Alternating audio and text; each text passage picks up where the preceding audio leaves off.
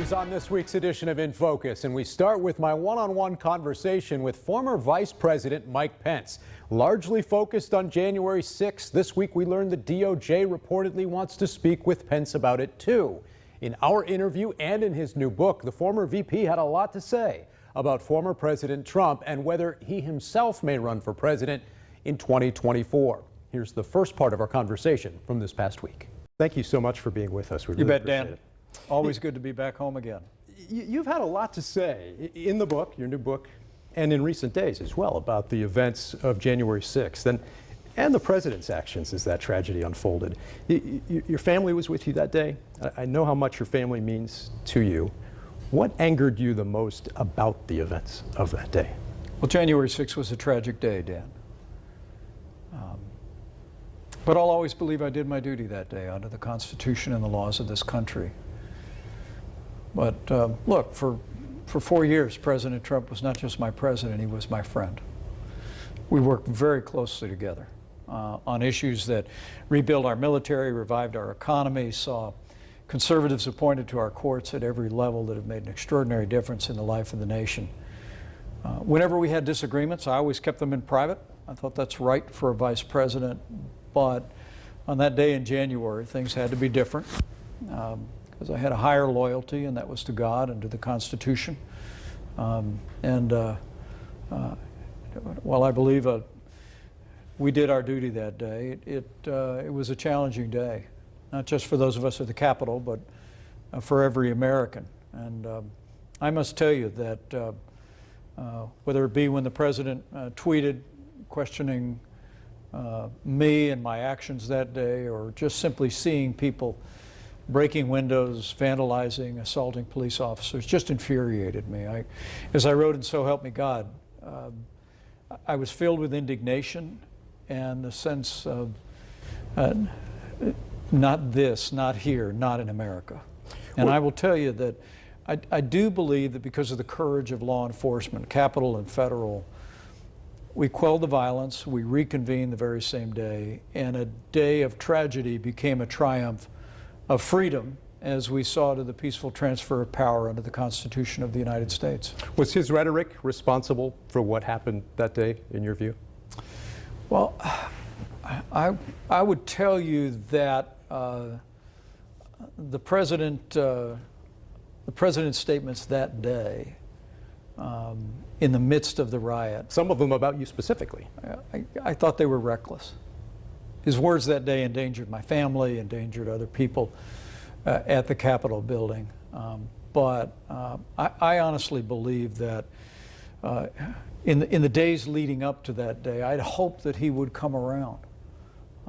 I remember 2 days before January 6th, he was at a rally in Georgia. We'd had our latest meeting in the Oval Office with this group of lawyers that he had assembled, outside attorneys that were frankly just giving him terrible advice about my role, about what the Constitution required in the moment. But the president went off to Georgia, and I watched the rally that Monday night. And he stood up at the opening of the rally, and I remember him saying something to the effect of, our great vice president's got to come through for us. And then said, if he doesn't, I won't like him very much. But then he paused, Dan, and he said, no. He said, one thing you know about Mike Pence is he always plays it straight. And I remember thinking in that moment, because I'd been consistently telling the president for weeks that I did not have the authority to reject or return votes to the states, that no vice president in history had ever claimed that authority. And I had hoped that he would come around, and in that moment I thought perhaps he was, but in the end it was not to be. Some have asked, why wait this long to say all of this publicly and to this extent about that day and how you felt everything went down in terms of the president's actions specifically? Well, of course, I spoke about January 6th on January 6th when we reconvened the Congress. I condemned the violence, I praised the heroes, commended the elected representatives of the American people in both parties. And then after moving home here to Indiana and getting our lives restarted again, I've spoken about this from time to time. When the president returned to the rhetoric saying that I could overturn the election, I made it clear publicly that President Trump was wrong. But in my book, So Help Me God, I wanted people to understand not just what I did that day, but how and why I did it. The why was because of the oath that I took in the Constitution of the United States. The title of the book comes That ends in those words. from the end of my oath, which is when you take the oath to support and defend the Constitution, you make a promise to the American people and to Almighty God. And I purpose to keep that oath, as the Bible says, even when it hurts. But I also wanted people to know how I got to that day. And that had a lot to do with growing up here in Indiana and being the son of a combat veteran and a first-generation Irish American, growing up with 3 strong-willed brothers and 2 great sisters, and coming to my faith in Jesus Christ as a young man and meeting the girl of my dreams, and learning some hard lessons in politics early on.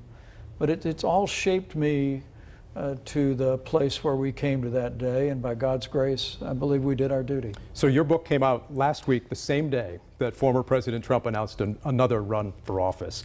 You're considering a run for president yourself. What would that primary be like, given everything that's transpired since the 6th of January last year?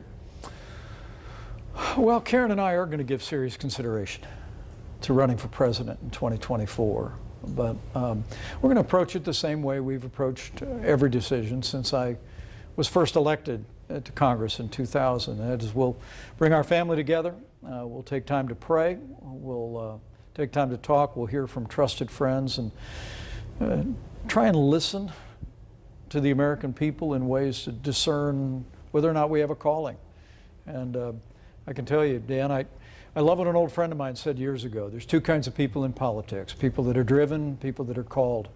And as I wrote in So Help Me God, I've been both. I've let my ambition get ahead of me and disappointed myself and my values in the political arena. But since being elected to Congress, I've always sought to uphold the standards that my Christian faith requires, and chief among those things is simply to be available, to respond to a call to serve, and so we'll discern that. What that would look like, I would leave to others to say, but what I can tell you is that Hoosiers that know me well know that ever since my early campaigns, since re-entering politics, I've always sought not to run against people, but to run for things.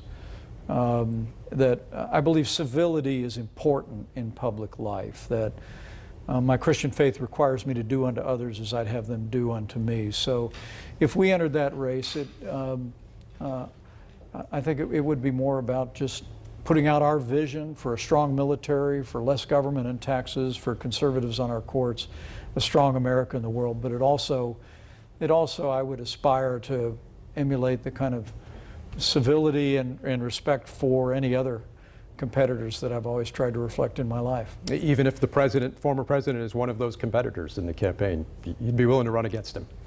Yeah, the only decision Karen and I have made for sure is that we won't let anybody else make our decision for us. Look, as I've traveled around the country the last 2 years, I've heard consistently from people that they want to get back to what the Trump-Pence administration did. Rebuilding our military, reviving our economy, giving the American people ultimately a new beginning on the right to life.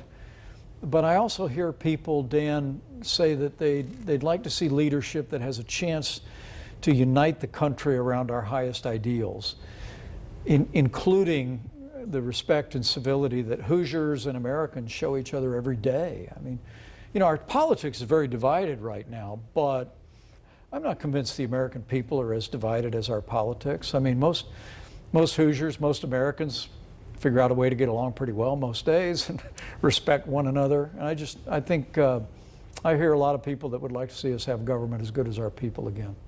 All right, more with the former VP straight ahead. Plus, our interview with the White House Chief of Staff, an In Focus exclusive with Indianapolis native Ron Klain. Next.